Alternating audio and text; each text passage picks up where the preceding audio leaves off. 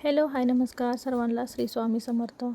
तर आज बनवायचा आहे ब्रेड सँडविच. तर हा ब्रेड आणलेला आहे आणि ब्रेड सँडविचसाठी कांदा, टॅमॅटो, गाजर, काकडी, शिमला मिरची आणि बीट, बटर, चीज आणि शेजवान चटणी आणि टॅमॅटो केचप घेतलेला आहे.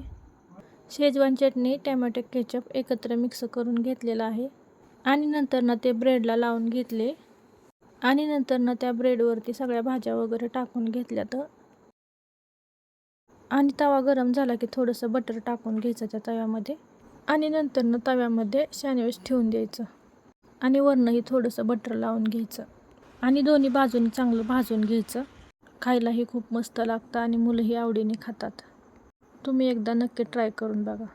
आणि आमच्याकडे सगळीकडेच उन्हाळी कामे चालू झालेली आहेत. मग आज वहिनींच्या घरी कुरडया करायच्या होत्या ना, मग त्याच्यामुळे तिकडे गेलेली मी.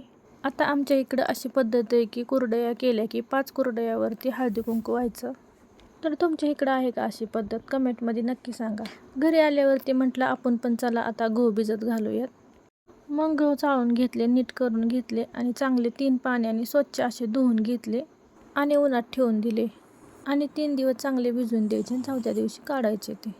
रात्री त्यांनी मासे आणलेले मग स्वच्छ धुवून घेतले आणि असं सुक्का फ्राय बनवून घेतला आणि इकडे रस्सा भाजीही बनवून घेतली आणि मस्त अशा गरम गरम भाकरी बनवून घेतल्या. तर चला भेटू पुढच्या व्हिडिओमध्ये. बाय.